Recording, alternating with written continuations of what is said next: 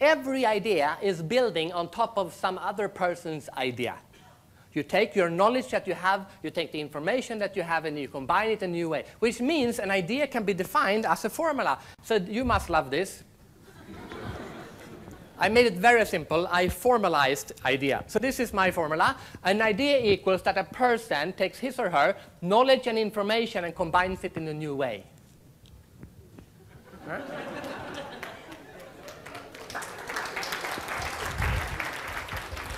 What's the difference between knowledge and information? Knowledge is things that you know. Information, actually maybe it's better to use the word input, which means new things that you learn. That's why it's so important to go to a conference like this, so that you can get new input that you can combine with your own knowledge. And the plus here is to combine, and then there's a bigger potential that you have ideas. Now, of course, the important thing in this formula is the plus. Because just because you have knowledge and just because you have input doesn't mean that you have ideas. You need to combine this knowledge and information in a new way. So the plus is very important. So here's a good example of this. This is a Canadian guy who took two previously known things and combined them in a new way. He took the concept of theater, which is a few thousand years old concept. He took the concept of circus, which is also a few thousand years old, and then he took a little bit of theater and a little bit of circus, and he combined that, and he had Cirque du Soleil. Right? Huge international success. He's a multi-billionaire. He just spent $100 million going to space. Right? So creativity is being able to combine things in a different way. Now, of course, this is not my example. I've stolen this example from this book. It's called Blue Ocean Strategy. Has anyone read this book? Yeah, it's a bestseller in Singapore. Now, for you who haven't read it, it's very simple. The concept is very simple. It's don't find yourself in the red ocean, because in the red ocean, everyone is doing the same thing. So the sea becomes red of blood because everyone is competing and it becomes bloody and messy, okay? So don't be in the red ocean. Do things differently and you will be in the blue ocean. Meaning, don't do a theater like everyone else is doing. Don't do circus like everyone else is doing. Do a little bit circus, a little bit theater, and there you go, blue ocean. Very easy concept, very easy to communicate, very great concept. But I have a big problem with this book.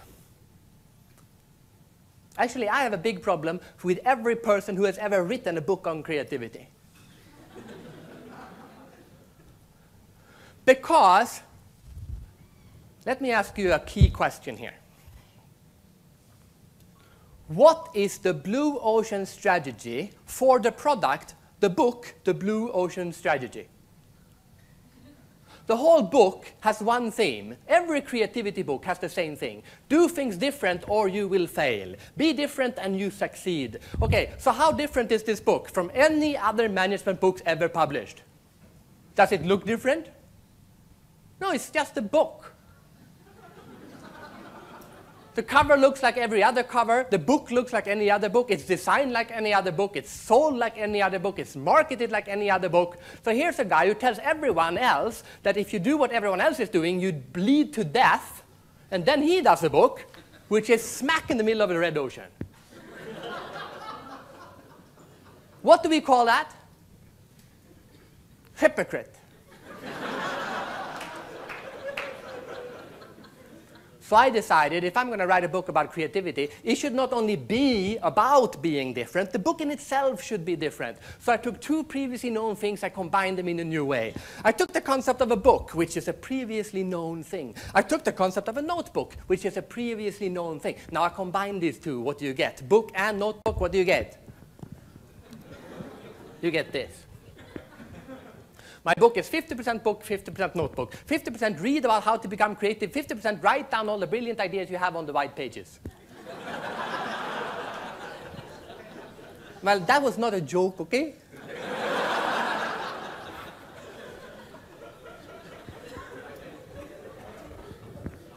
You're not supposed to laugh right there. Well, a few can laugh, but not everyone. Because some people might think that that's it, that's different. But let's just look for 1 minute. Let's look at this idea. What is the advantage for you as a reader that I do a book that is book and notebook? Why is it a good idea for you? You can make notes, yes. You can start interacting with the book. It becomes a dialogue. Instead of all other books, which are monologues, right? I just talk and talk and talk and talk, and you listen, like a speech. But now, suddenly, we're having a dialogue. I talk for a while, then you talk for a while, then I come back and I talk, and it's a conversation, and your mind starts working. That's good for you, but why is it good for me? Huh? Well, first of all, I only had to write half a book, right? So compared to any other person who has ever written a book, I make twice as much money as they do. That's a good start. But this is why this was not a funny little idea. This is why this was actually, if I might say so, a great idea. Because there are 11,000 management books published every year. 11,000. That's the red ocean. But how many do you actually buy? How many management books does a company buy to its managers per year? Average answer, 1.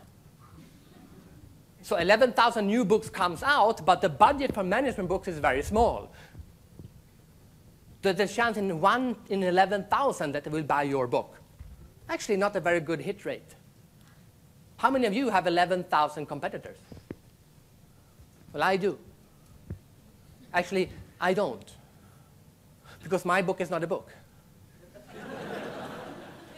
My book is a... And notebooks are not bought on the management book buying account. It's bought on which account? Stationery. And how big is the stationery account in your company?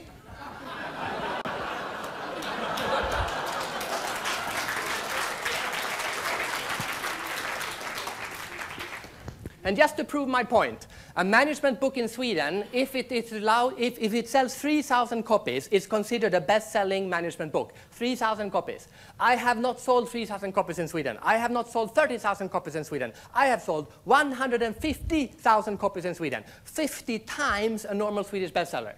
When we launched this book in Iceland, yes, I launched my book in Iceland, before they went bankrupt. When we launched this book in Iceland, we sold 3,000 copies in 30 days. Now, please remember, Iceland has a population of 300,000 people.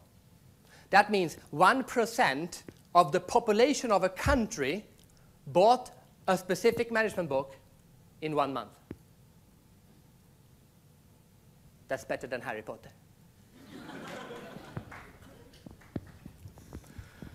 So, regardless of what your idea is, you have to do things different.